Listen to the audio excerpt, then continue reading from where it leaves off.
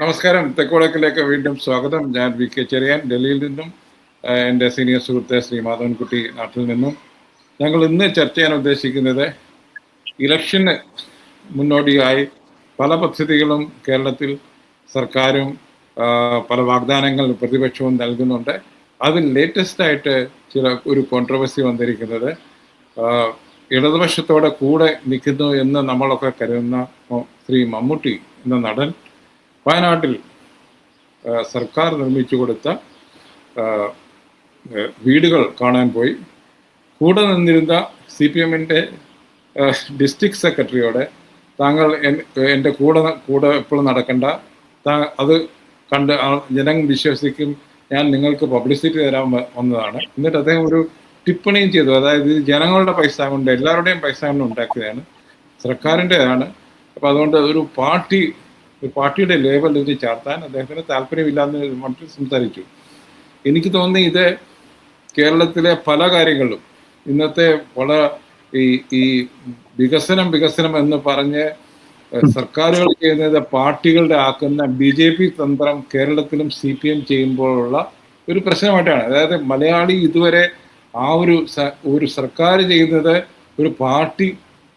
ഒരു പാർട്ടി ആയതുകൊണ്ട് മാത്രമാണ് എന്ന് വിശ്വസിക്കാൻ ഇപ്പോഴും കഴിയുന്നില്ല എന്നുള്ള ഒരു അവസ്ഥയല്ലേ സാർ ഉള്ളത്. അത് ഞാൻ ഇത് പറയാൻ കാരണം BJP നോർത്ത് ഇന്ത്യയിലെ ഇവിടുത്തെ എന്താണ് നോർത്ത് ഇന്ത്യൻ കൺട്രി സൈഡിലെ ആൾക്കാരെ വിശ്വസിപ്പിച്ചേക്കുന്നത് മോഡിജിയാണ് എല്ലാം കൊണ്ടുവരുന്നത്. നിങ്ങളുടെ വീട്ടിൽ LPG കൊണ്ടുവരുന്നത് മോഡിജിയാണ്, അവിടെ ഫോട്ടോ സഹിതം ഇത് കാർഡ് കൊടുക്കുകയാണ്. അത് വെള്ളമാണെങ്കിൽ അത് മോഡിജിയാണ് കൊണ്ടുവന്നത്. അതായത് ഭരിക്കുന്ന BJP ആണ് ഇതൊക്കെ ചെയ്തത്, ആ സർക്കാരല്ല. മാത്രമല്ല അവർ ഇതെല്ലാം ആധാർ കാർഡുമായി അതിൻ്റെ ബന്ധിപ്പിക്കുന്ന ടെലിഫോൺ നമ്പറുമായി അത് ആ ലിസ്റ്റുകളെല്ലാം പൊളിറ്റിക്കലി അവർ ഉപയോഗിക്കുന്നുണ്ട്. അതായത് ഞങ്ങൾ നിങ്ങൾക്ക് LPG ഫ്രീ ആയിട്ട് തന്നു, അതുകൊണ്ട് നിങ്ങളുടെ വോട്ട് ഞങ്ങൾക്കായിരിക്കണം എന്ന് പറയുന്ന ഒരു പന്നാ പ്രമുഖിൻ്റെ കൾച്ചറിലേക്കാണ് BJP നോർത്ത് ഇന്ത്യയെ കൊണ്ടുപോയിരിക്കുന്നത്. അത് കേരളത്തിൽ ഇതുവരെ നടന്നിട്ടില്ല. എനിക്ക് തോന്നുന്നത് ആദ്യമായി അത് ട്രൈ ചെയ്യുന്നത് ചെയ്യാൻ ശ്രമിക്കുന്നത് പിണറായി വിജയൻ സർക്കാരായിരിക്കും. ഇപ്പം പാലം ഉദ്ഘാടനം ചെയ്തിട്ട് അദ്ദേഹം പറയുകയാണ് ഇത് LDF-നെ ചെയ്യാൻ പറ്റത്തുള്ളൂ. എത്രയോ സർക്കാരുകൾ നമ്മുടെ നാട്ടിൽ നടന്നിരിക്കുന്നു. അപ്പോൾ അത് സർക്കാരുകളുടെ ഒരു റൊട്ടീൻ ഫംഗ്ഷനാണ് ഇതൊക്കെ എന്നുള്ള കാര്യം വിട്ടിട്ട്, അത് മാത്രമല്ല ഇത് ഫണ്ട് ചെയ്യുന്നത് ഖജനാവിൽ നിന്നാണ്. ഒരു പാർട്ടിയുടെയും ഫണ്ട് എടുത്തിട്ട് ആരും ഒരു വികസനവും നടക്കുന്നില്ല. അപ്പം ഈ ഒരു അസഹിഷ്ണുത ഇങ്ങനെ രാഷ്ട്രീയമായി ഇതിനെ എടുക്കാൻ ശ്രമിക്കുന്ന ഒരുതരം സെക്ടേറിയൻ അപ്രോച്ച് ഇല്ലേ സാർ വികസനത്തെ കുറിച്ച് തന്നെ? അല്ല, ചെറിയാൻ ഇത് പറഞ്ഞത് താങ്കൾ ഈ പറയുന്ന പോലെ ഇപ്പോൾ കേരളത്തിൽ നടന്നുകൊണ്ടിരിക്കുന്ന ഉദ്ഘാടനങ്ങളുടെയും കോൺക്ലേവുകളുടെയും അതിരേകം എക്സസ് വളരെ വളരെ വളരെ പ്രധാനം തന്നെയാണ്. അത് ആരും പാർട്ടിയെയും ഇടതുപക്ഷത്തിനോടൊപ്പം നിൽക്കുന്നവർക്ക് പോലും ശ്രദ്ധിക്കാതെ തരമില്ലാത്ത വിധത്തിലാണ്. മുൻ ഇടതുപക്ഷ സർക്കാരുകൾ പോലും ശ്രമിക്കാത്ത രീതിയിലുള്ള പ്രചരണത്തിന് വേണ്ടി സർക്കാർ ചടങ്ങുകൾ ഉപയോഗിക്കപ്പെടുന്നുണ്ട്. അത് ഞാൻ താങ്കൾ പറയുന്നത് യോജിക്കുന്നു.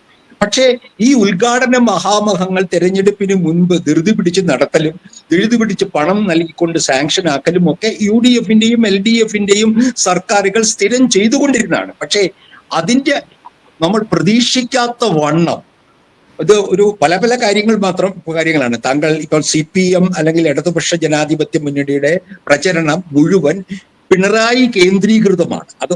അതൊരു വ്യത്യാസം ഉണ്ട്. അത് ഇപ്പൊ ഉമ്മൻചാണ്ടി കേന്ദ്രീകൃതമോ കരുണാകരൻ കേന്ദ്രീകൃതമായോ ഇതിനു മുൻപ് ഇല്ലാത്ത വണ്ണം പിണറായി കേന്ദ്രീകൃതമാണ് LDF-ന്റെ ഇടതുപക്ഷത്തിന്റെ ഇത്തവണത്തെയുള്ള പ്രചരണം. അത് ആദ്യത്തെ കാര്യം, അത് ശ്രദ്ധിക്കണം. അത് വളരെ വളരെ ദോഷകരമായിട്ടുള്ള ഒരു വ്യക്തി പൂജയുടെ ഒരു സംസ്കാരത്തെ വീണ്ടും നമ്മൾ കൊണ്ടുവരികയാണ്. എവിടെ പോയാലും പിണറായിയുടെ മുഖം ഇല്ലാതെ നിങ്ങൾക്ക് കേരളത്തിലെ KSRTC ബസ്സിൽ കയറാൻ കഴിയുകയില്ല, പൊതുനിരത്തിൽ നടക്കാൻ കഴിയുകയില്ല. ഇത്തരത്തിലുള്ള ഉദ്ഘാടനങ്ങളിലെല്ലാം ഇതെല്ലാം നടന്നുകൊണ്ടിരിക്കുന്നു എന്നുള്ളത് നമുക്ക് കാണാൻ കഴിയും. ഇത് BJP ചെയ്തപ്പോൾ, നോർത്ത് ഇന്ത്യയിൽ ചെയ്തപ്പോൾ അല്ല നമ്മളൊക്കെ അതാ ഞാൻ അത് വിമർശിക്കുകയല്ലേ. താങ്കൾ എന്തിനാണ് ഞാൻ വിമർശിക്കുന്ന കാര്യത്തെ വീണ്ടും അതില് എരിവ് കൂട്ടാനാണെങ്കിൽ അതിന്റെ ആവശ്യമില്ല. കാരണം ഞാൻ BJP ചെയ്യുന്നത് പോലെ തന്നെയാണ്. അല്ലല്ലേ വ്യക്തിപ്രഭാവം, വ്യക്തിപൂജ എന്ന് പറഞ്ഞാൽ മോഡി ആയാലും പിണറായി ആയാലും ജനാധിപത്യവാദികൾക്ക്, ഇടതുപക്ഷ പ്രവർത്തകർക്ക് വ്യക്തിപൂജ ഒരിക്കലും സ്വീകാര്യമല്ല. ആരായാലും മോഡി ആയാലും ഇനി സതീശനായാലും നമുക്ക് സാധ്യമല്ല. അപ്പൊ അതാണ് ഒരു കാര്യത്തിൽ ഒരു വ്യത്യസ്തത കാണുന്നത്. പണ്ട് കമ്മ്യൂണിസ്റ്റ് പാർട്ടിയുടെ നേതാവിന്റെ പടം വെച്ച് പോലും തിരഞ്ഞെടുപ്പ് വോട്ട് ചോദിക്കാതിരുന്ന ഒരു പ്രസ്ഥാനം ഇന്നത്തെ അവസ്ഥയിൽ, പണ്ട് VS അച്യുതാനന്ദനെതിരെ വ്യക്തിപ്രഭാവത്തിന്റെ, വ്യക്തിപൂജയുടെ ആരോപണം ഉന്നയിച്ചിരുന്ന ഒരു പ്രസ്ഥാനം ഇന്ന് വ്യക്തിപൂജയിൽ മുഴുകിയിരിക്കുന്നു. അത് മോഡിയുടെ മാതൃകയാണ്, ട്രംപിന്റെ മാതൃകയാണ്, പുച്ചിന്റെ മാതൃകയാണ്, സിംഗിന്റെ മാതൃകയാണ്. അത്രയും പറഞ്ഞ പോലെ. അപ്പോൾ എന്റെ നിലപാട് വ്യക്തമല്ലേ?